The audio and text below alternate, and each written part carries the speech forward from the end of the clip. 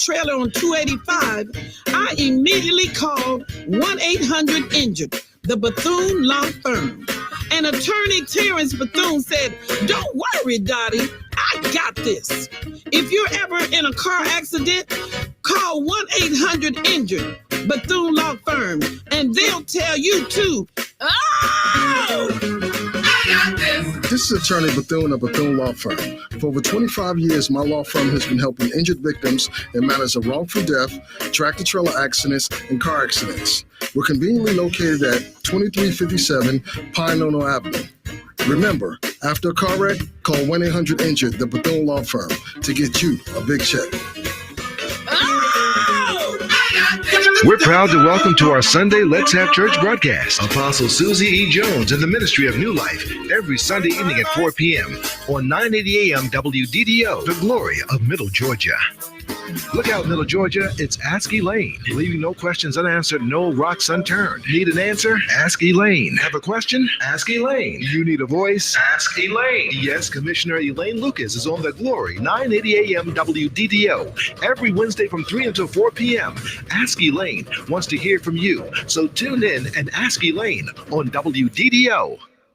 Leave your neck, back, and shoulder pains in the hands of Cranford Chiropractic, the personal friendly doctor with a friendly staff. Cranford Chiropractic is located at 3539 Vineville Avenue.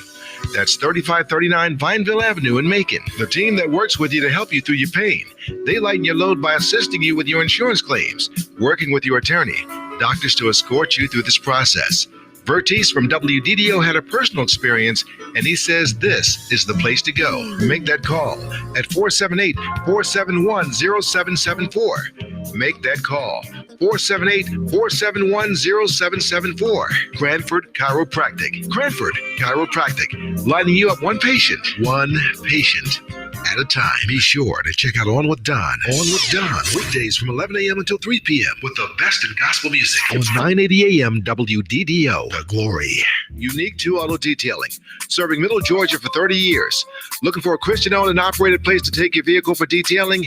Unique 2 Auto Detailing is the place for you. Full detailing, wet sanding, wash and wax, buffing, auto sale, auto paint and body. Bring your vehicle today at 859 MLK Boulevard in Macon. Unique 2 Auto Detailing with a professional and friendly staff. Call today at 478-738-0869. That's 478-738-0869. Unique 2 Auto Detailing, the place you leave with a glorious smile. I've always wanted to be an attorney because I truly enjoy helping people. If you get hurt in an accident, please feel free to call me. I'd love the opportunity to try to help you. The Dozier Law Firm, we're here in your time of need.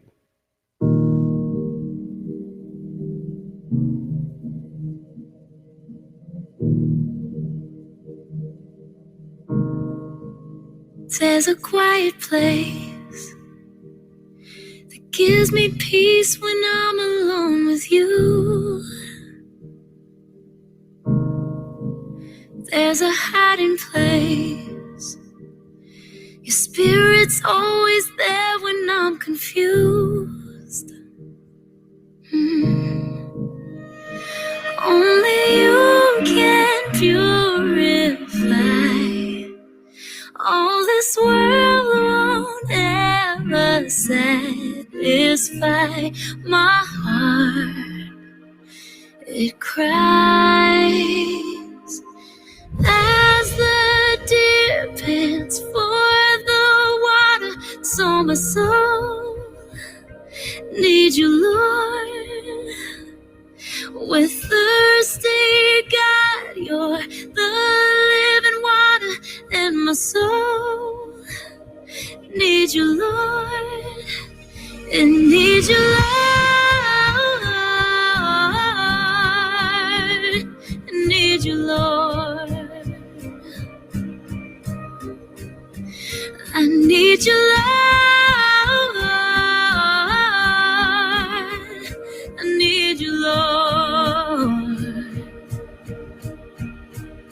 I'm a stranger here, thirsty 'cause I know it's not my home. Like a desert here, I need your living word for these dry bones. Jesus, fill us up again with your presence flowing deep within. New life begins, and as the deer pants for the water, so my soul needs you, Lord. Oh yeah, I'm thirsty, God, you're the living water, and my soul needs you, Lord. Oh, as the deer pants for the water, so my soul needs you, Lord. Oh, I'm thirsty, God, you're the living water, and my soul needs you, Lord. I need you, Lord. I need you, Lord. Oh, I need you, Lord. I need you, Lord. Quench our hearts and fill this space with heaven like a flood. Holy One, rain down on us with your consuming love. Oh, quench our hearts and fill this space with heaven like a flood. Oh, Holy One, rain down on us with your consuming love.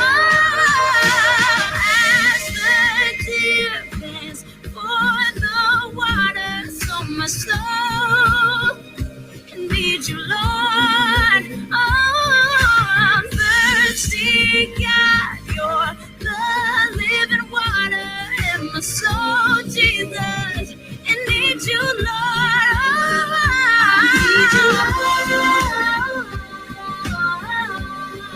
Oh, I need you, Lord. I need you, I need you, I need you, Lord. Oh, yeah, I need you, Lord. I need you, Lord. Connecting the community through gospel. The new 107.9 FM, W300EB, Macon, and WDDO 980 AM, Perry, Macon. The views expressed on this program are not necessarily the views of the Glory 980 AM, the Glory Media Group, LLC, WDDO AM, its staff, management, or advertisers, but are the views and opinions of the participants of the broadcast. It is now time for the live broadcast of the NAACP with Gwenette Westbrooks and Mr. Dumas. Good evening and welcome once again to another segment of the NAACP Truth Show. I'm Willie Dumas, your host, and glad you could join us this evening. President Westbrooks is out ill today, and so she won't be joining us today. But we are fortunate to have a very special guest that will be joining us in just a few moments. And hope you had a great weekend. I know there's been a lot going on here in Macon, Georgia. The shootings just don't seem to stop. There were 2 fatalities that took place over the weekend, and I'm sure most of you that live in Macon were aware of that event. And so we're still praying for our city. We're still keeping those families in prayer that have lost loved ones due to these tragic events. On last week, President Westbrooks and myself had the opportunity of meeting and a great meeting with some of the state representatives out of Atlanta, as well as our special guest that will be joining us today. And that special guest is Mr. John Moy. He's the Director of Policy and Legislative Affairs and Civic Engagement at the Urban League of Greater Atlanta there in at the Peachtree Center. And so he will be joining us shortly. He'll be our special guest. And if you have any particular questions or concerns that you may have for our guests, you can call us right here at the radio station at the Glory, WDDO 980 AM. And that number to call us is 478-250-1444. Once again, that number is 478-250-1444. And we certainly would love to hear from you and hear your opinions. And I'm sure our guests would like to do so as well.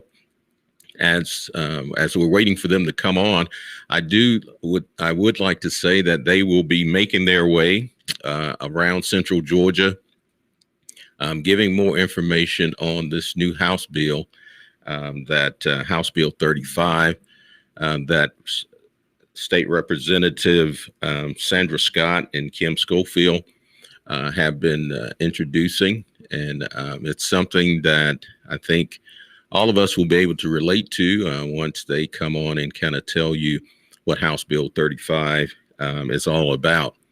We know that all across the country and all across the United States, that police brutality has been an issue in the past year, and also even in the present months or so. And they're going to be talking about some changes that they're trying to bring about as it relates to the relationship. And there's my special guest. I see Mr. Moy has shown up. How you doing, sir? Good. How are you doing, sir? I'm doing great.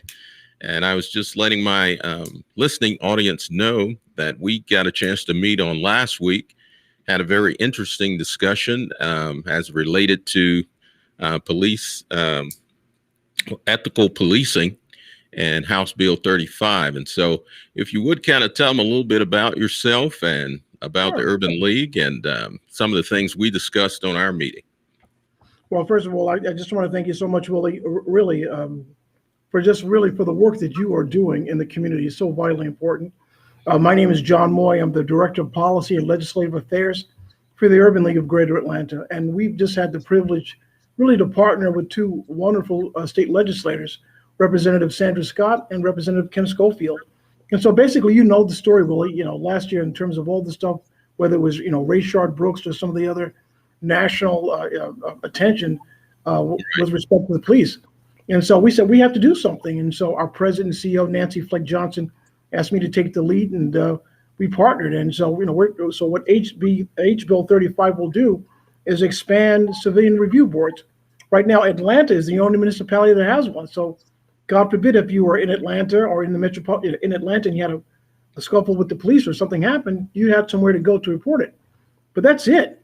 That's the Wow. only thing in the entire state. So this bill would expand it to every county in the state of Georgia to allow citizens the opportunity to file a complaint should something happen. So what are some of the ways you guys are kind of getting the word out for the need for these types of organizations, within different counties and cities? We're doing it, the old-fashioned way. We're putting the rubber to the road. We're actually hitting the road. So, it's a 5-city tour. We kicked it off last week in Macon, and it's going to be, and because of COVID, because the pandemic is still going on, it's a small gathering. And then we're going to broadcast live, using every platform, whether it's Zoom or Facebook Live, to get the word out to our community that we have to be engaged and we have to really stay on top of this very important issue, particularly with respect to communities of color. Absolutely. And we do know that across the country, this has been a major concern, and particularly in rural areas where, a lot of the law enforcement, I think we mentioned this in our meeting, where a lot of the law enforcement have been in power, for so long, and they've pretty much taken policy and procedure and kind of tweaked it to fit, their discretion. And this has really hurt our community, particularly those who have been, arrested or, taken into custody by these individuals. Oh, that's right. No question. The bottom line is, Willie, is that everybody has to be accountable, whether it's the post parcel or postman or school teachers or law enforcement. All of us, including you and me, have to respond. You have to be responsible certainly for our actions. So this isn't about being against any organization or against police departments. This is about being for citizens and being able to protect them. And so absolutely, there's no question that there's some opposition, but we really believe, we brought all of the parties to the table. So as we were crafting this bill, we brought, a district attorney's office, a county sheriff's, to make sure that everybody's involved in the process. And when a citizen is protected, our institutions are protected. Everybody's protected. Absolutely. So you're absolutely correct about that. So this is sort of like a second arm, if you will, when, a lot of times people deal with the police, and then the next step, they're dealing directly with the courts. And so does this give pretty much like a mediator or a third party kind of involvement as it relates to someone that may be facing some type of charges with the police? Sure. And let me just preface, I'm certainly, no attorney. I only play one in television. I'm joking around.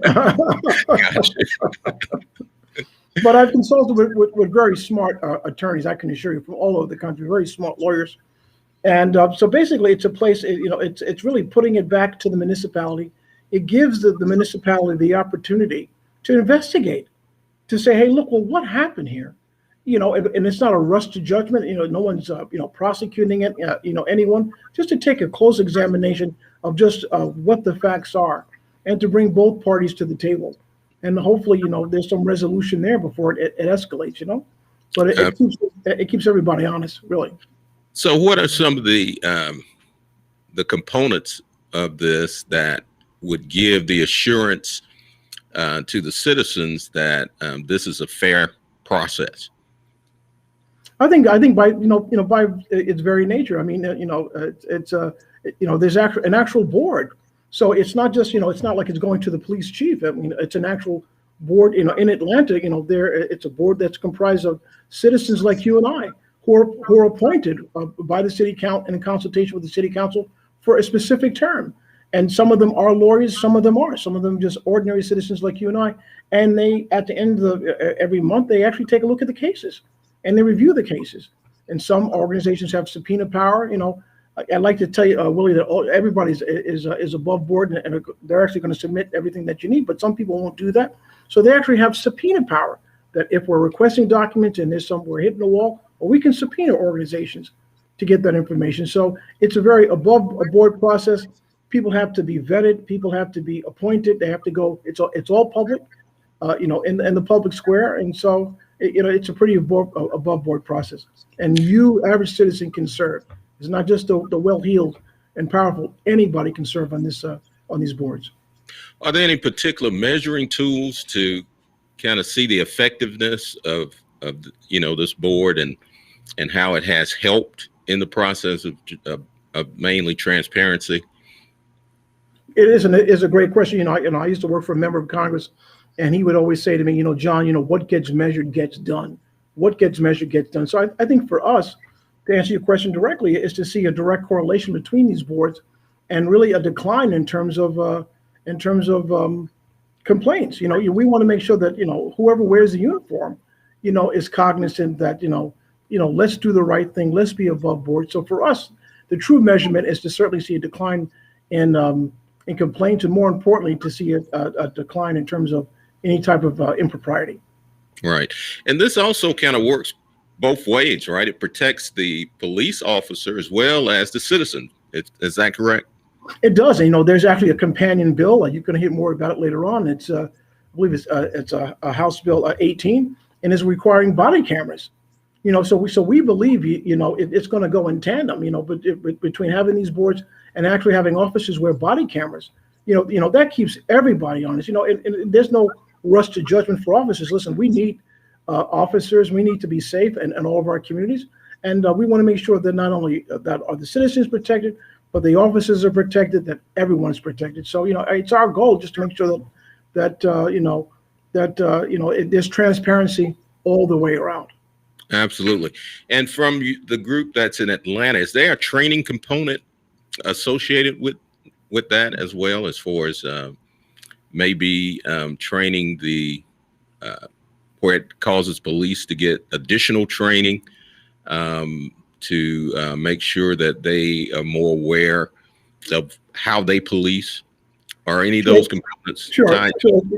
It's not actually in this bill, but what I would encourage all of our citizens to do, no matter where you live, find out how your police departments are funded.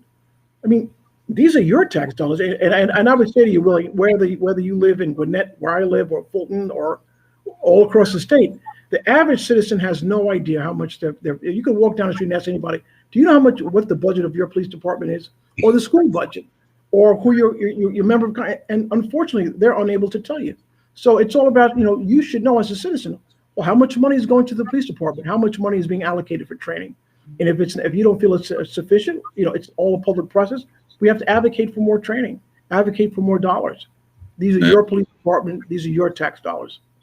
So an individual, an average citizen who may be listening and want to get more information about the Urban League and House Bill 35, how can they obtain? Is there a phone number they can reach someone to talk more about it? Sure, they can contact me at 404-809-5476. That's 404-809-5476. And again, my name is John Moore. You can just send me a text, and I will contact you back, and would love to talk to anybody in the community about how we can really, talk about community policing in the state of Georgia. And so this has nothing to do with the size of a particular city or particular community. No matter what the size, if they have the citizens there, is there a certain number that should be on the panel as far as representing the community? Do you all have that's the beauty of it, because what it does is it allows each municipality in the state to create one if they so choose. And then it's not necessarily we're mandating. We're basically giving municipalities the opportunity to create one if they so choose, and then they can determine as a group, as a community, how many folks they actually would want on these boards. Okay. Now, as far as your tour schedule, do you guys have a schedule that a person could go online to see where you would be the next city? You would be having a meeting and those kinds of things?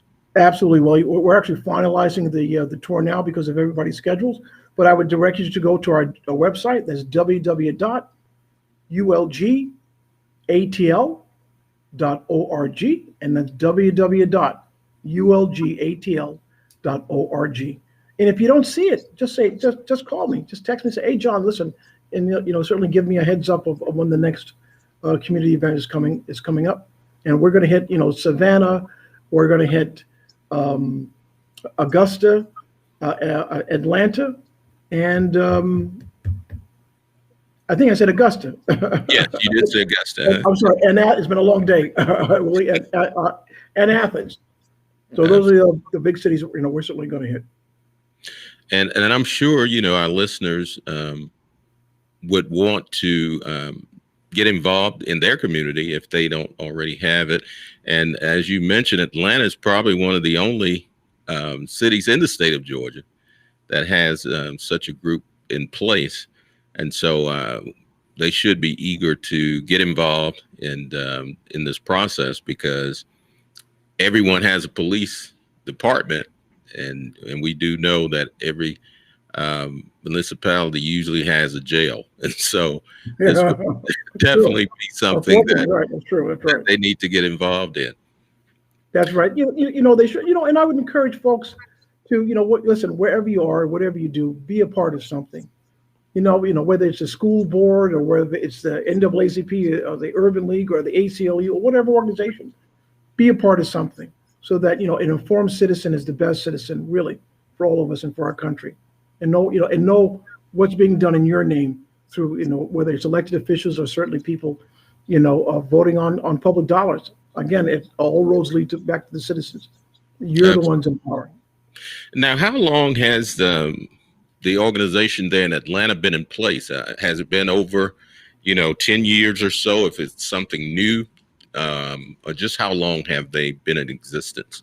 Sure. So the National Urban League was founded in 1910, and then the Urban League here in Atlanta has been open since 1920. So this is our 101st year of being open. I mean, of 100 continuous years, the doors have never closed since we opened on March 15th, 1920. And so we've been out there, just fighting for African Americans, fighting for communities of color, for the disenfranchised, for over 100 years. And I'm just really honored to be a part of a great organization where every day I can get up to help people who look like us, and who just working class people, and people just trying to make the American dream meaningful for them. So it's an honor to be with you. And also, in the meeting we had last week, getting the opportunity to meet Sandra Scott and Kim Schofield, as well as Samuel Reed, it was just a great experience getting their knowledge that they put together and implemented with people in mind to get a bill together that's going to be helpful in that regard. And so these hardworking Georgians are definitely on the battlefield for the people. They are. And let me just say something about Sandra Scott and Kim Schofield, both members of the Georgia Legislative Black Caucus. I mean, these sisters, really, I don't know any other way to put it. I mean, these strong Black women are out there just fighting each and every day on behalf of their communities. I have so much respect for them. And then Lee Reed is a smart attorney who is now the executive director of the Citizens Review Board in Atlanta. And his brother is working his heart out to make sure that that all of our communities are protected. So I appreciate you, Willie, really, for all the work that you're doing in the community, and every listener. Just it's really an honor to serve. It really is.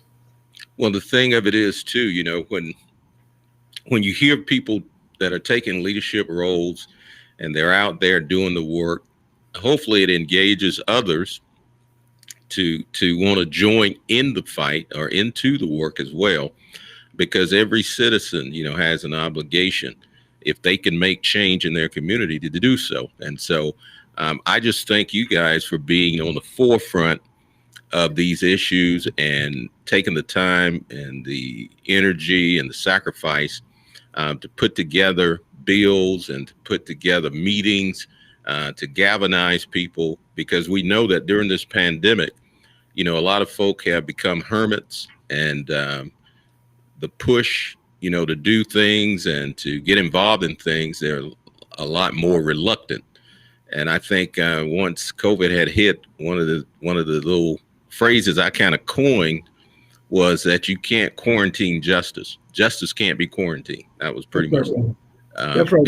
That's right. Because rights and are being violated. They don't take a vacation because of COVID. And so we've got to continue to fight, and for transparency and for justice and for doing the right thing. And so it's people like yourself and Representative Schofield and Representative Scott as well as Attorney Reed, that motivates, just everyday leaders and everyday people to do more, because it's a lot of work out there.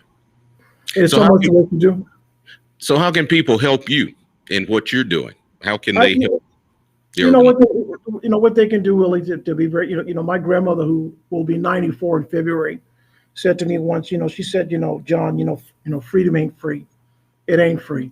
And these are very difficult times that we are in right now. I mean, it's crazy. But I think what people can do is keep the faith, run the race, don't give up, show up each and every day, teach our children about our history, our past, and the future that's to come. It's going to be a bright future for all of us. But it's not guaranteed. We have to go out there and knock on doors and just volunteer and work hard and call each one, teach one, and just go back just to being community again. Just go back to the fundamentals of just loving each other and helping each other. That's the best thing anybody can do for me. And, we talked about it on our meeting, how now it seems that freedoms are being attacked. We're looking at these voting rights acts and these different bills that suppress voting and all of these different things that are taking place. And it seems we're moving backwards, and we have to keep it at the forefront of our consciousness, what's really happening and why it's happening. I think just the fact that people of color in the state of Georgia showed up and voted in such great numbers in the past election, that has scared some folk. And because of that, they're finding ways to suppress our vote. And so people got to keep that at the forefront of their minds, that everything that happens for a reason. And so we can't go backwards. We got to continue to move forward. All right, listen, I think you're right. I wish I could tell you that we were shocked. I don't remember exactly where we were. We were actually having a leadership meeting when we got the call that the House of Representatives had passed, or the Senate had passed, SB 202 here in Georgia. Right. Literally, Willie, a 100-page document, 100 pages. And some of the most egregious stuff is the stuff that we know in terms of, it's a felony if you hand out a bottle of water. But embedded in that assault on our democracy, there's just no other way to put it. Absolutely. It was assault on our democracy. And then to look at, the Supreme Court and some of these 6-3 decisions that are coming down the pipe. I mean, it's some difficult times ahead, but I am confident that each and every time as a community we've been confronted, we have prevailed each and every time. So it may be a setback, but only ready for a comeback, brother. That much I can assure you. Absolutely. And we lost an icon this past week, I believe, to the civil rights.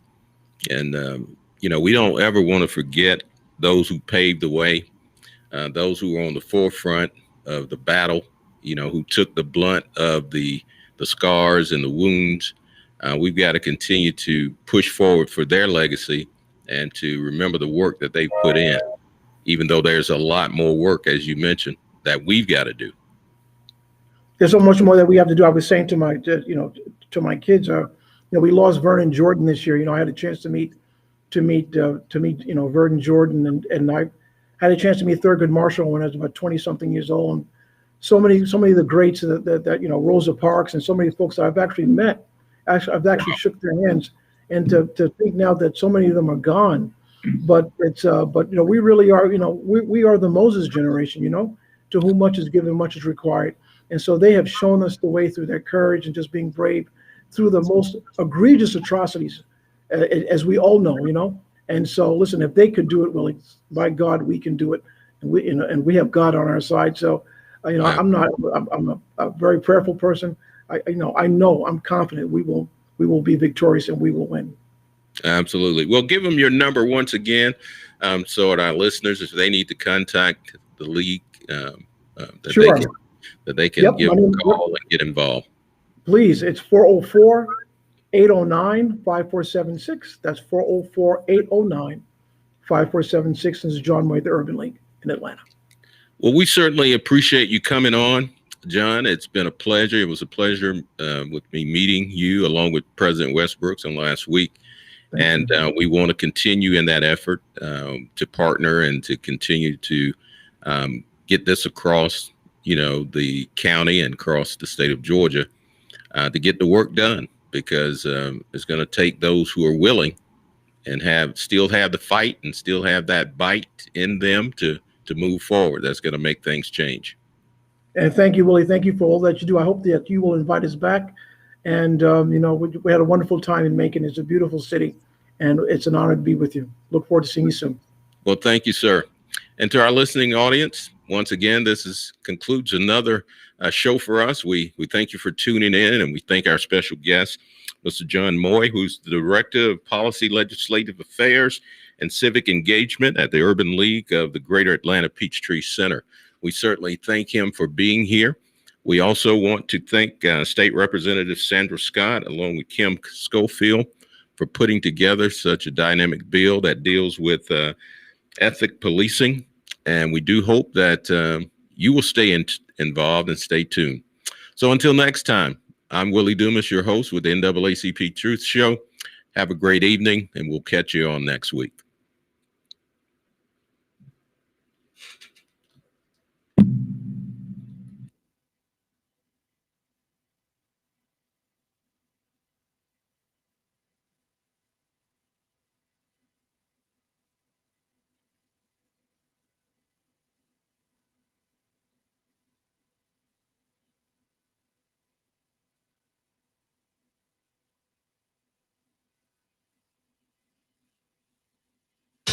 Somebody just make a thunderous praise in here today.